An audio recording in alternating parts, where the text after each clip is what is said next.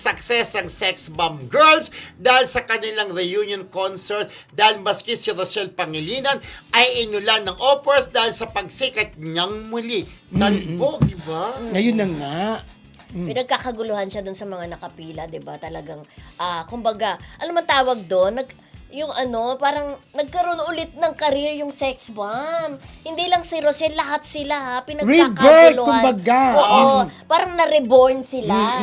Kahit saan sila magpunta talaga, pinagkakaguluhan talaga sila. At ito pa ha, Oo. sa isang serye, kailangan nilang ibalik si Rochelle. Dahil sa kanyang kasikatan talaga. Kahit In na, fairness. pinatay na ba siya doon?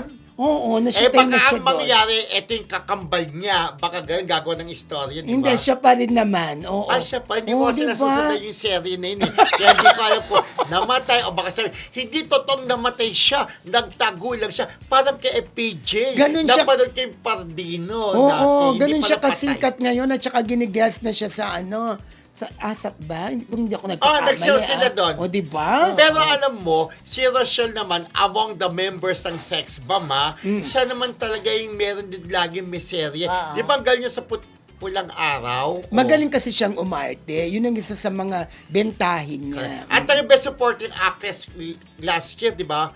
Kaya mahusay talagang umati. May hindi lang siya sa pagsasayaw, marunong umati, kaya may serye din lagi. At saka kinukuha daw siya ngayon sa mga out-of-town shows na solo siya. Mahal! Oo, Madago! solo. Madago Pero alam na. nyo ba, even yung mga ibang Sex Bomb girls sinasabi ko, 4 sila, 5 sila. Oo. Lagi rin kasi ako sa social media nila.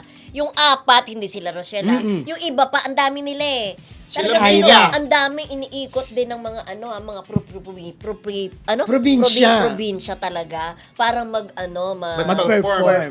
Pero alam mo, kung nasa probinsya man, sabihin lang, Sex Bomb! Kahit hindi, bagit yung mga pangalan. Oo. Sisigaw na yung mga, Sex Bomb! True. Ganun naman talaga, di Sex ba? bomb? Hindi. Kagaya dati ng panahon ng That's Anim na bomba. Entertainment. Di ba? Alam mo yung 6 na That's Entertainment. Di ba? Pag from That's Entertainment, sigawan yung mga tao, di ba? Gaganon. Dahil ng panahon ni Isabel Granada, di ba? Ang lakas na bakit, di ba? Shirley Fuentes yung dati. Oo, Jennifer Mendoza. Jennifer Mendoza, di ba? Yan yung mga Gladys Reyes, Yes. Lalayo Ka Pa, Juday Santos, nung kanilang Mara Club. Okay.